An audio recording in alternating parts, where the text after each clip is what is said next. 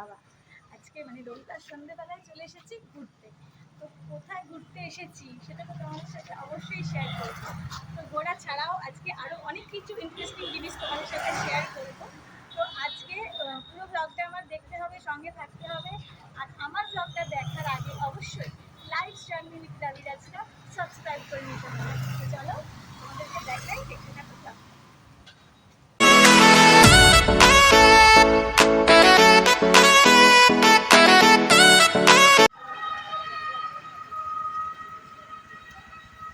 কি দেখছো এখানে? তো বন্ধুরা, আজকে তোমাদেরকে বলেছিলাম যে আজকে একটা ইন্টারেস্টিং জিনিস তোমাদের সাথে শেয়ার করবো। সেটা হচ্ছে এই যে অ্যাওয়ার্ড শিশু হল। তো আজকে রাবিরাজ দেখতে এসেছে যে ওর বাবা ছোট্টবেলায় কোথায় পড়াশোনা করেছে। তো এই স্কুলটাতেই ওর বাবার ছোট্টবেলাটা কেটেছে ওর বাবা। তো আজকে ওর বাবাও এসছে স্কুলটা অনেকদিন পর দেখার জন্য। আর রাবিরাজ তো দেখছি যে ওর বাবা কোন স্কুলে পড়েছে। তো এটা হচ্ছে ওর বাবার ছোট্টবেলার স্কুল। আর ঠিকটা উল্টো দিকেই রয়েছে দেখো ইমামবাড়া। কিন্তু এখন তো আমরা অনেক সন্ধ্যা করে ফেলেছি, তাই বন্ধ হয়ে গেছে। তো তোমাদেরকে বাইরে থেকেই দেখাচ্ছি, দেখে না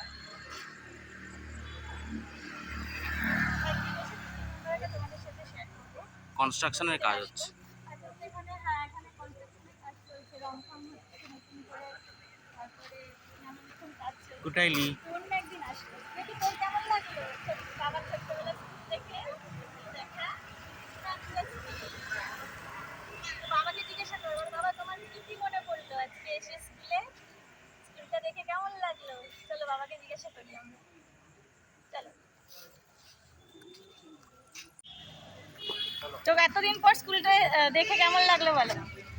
ভালোই লাগলো। কিছু মনে পড়লো বন্ধুদের কথা?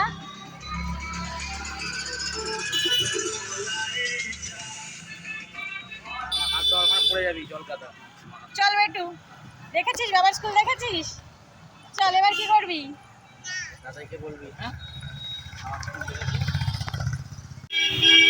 দাও না, তুমি আগে একটা গায়ে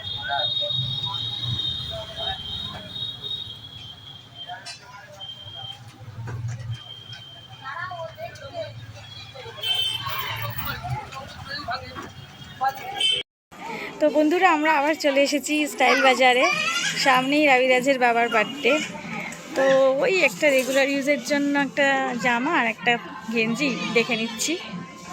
তো দেখি কোনটা পছন্দ হয়, চলো তোমাদের সাথে শেয়ার করছি।